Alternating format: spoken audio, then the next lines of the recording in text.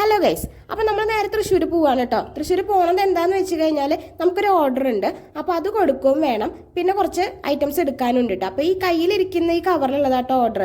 അപ്പോൾ അതിൽ 2 ലോട്ടസിൻ്റെ ചെയിനും പിന്നെ ഒരു ഇയർ ചെയിനാണ് കേട്ടോ. അപ്പോൾ അത് കൊടുത്തു. ബൈക്കിലായ കാരണം ഇത്രയും ലഗേജ് എടുക്കണം, എനിക്ക് വീഡിയോ ഒന്നും എടുക്കാൻ പറ്റിയില്ല കേട്ടോ. അപ്പോൾ ഇതാണ് നമ്മുടെ പെട്ടി. ഇനി ഈ പെട്ടി പൊളിക്കാം കേട്ടോ. അപ്പോൾ ഇത് ഈ ഷീറ്റ് ക്രാബില്ലേ, ഞാൻ മുന്നേ വീഡിയോ ഇട്ടിട്ടുണ്ട്. അപ്പോൾ അതിന് നമുക്ക് നല്ല സെയിലുണ്ട് കേട്ടോ. ഓഫ്ലൈനായിട്ട് നല്ല സെയിൽ വരുന്നുണ്ട്.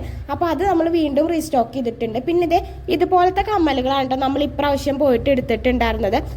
ജുംക്കൊക്കെ ഒന്ന് മാറ്റി പിടിച്ചിട്ടുണ്ട് കേട്ടോ. പിന്നെ കുട്ടികൾക്കൊക്കെ ഇടാൻ പറ്റിയിട്ടുള്ള തലയിടാൻ പറ്റിയതൊക്കെയാണ്. പിന്നെ കുറച്ച് ഫ്ലവറിൻ്റെ ക്രാബുകളുണ്ട്.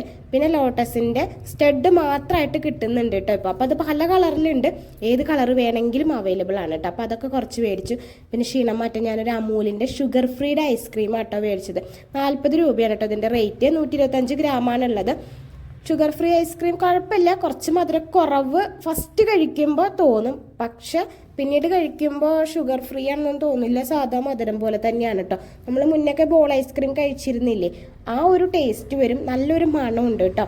അത്രയൊക്കെ തന്നെയാണ് എനിക്കിതെന്ന് തോന്നിയിട്ടുള്ളത്. എന്നാലും കഴിക്കാമെന്ന് മാത്രം. ഷുഗർ അല്ലേന്ന് വെച്ചിട്ട് കഴിക്കാതെ ഇരിക്കാമെന്നൊന്നും വിചാരിക്കരുത്. ഇത് കഴിച്ചു കഴിഞ്ഞാൽ മധുരമുള്ള പോലെ തന്നെ തോന്നണത് കേട്ടോ, അല്ലാണ്ട് ഒന്നും പറയാൻ പറ്റില്ല.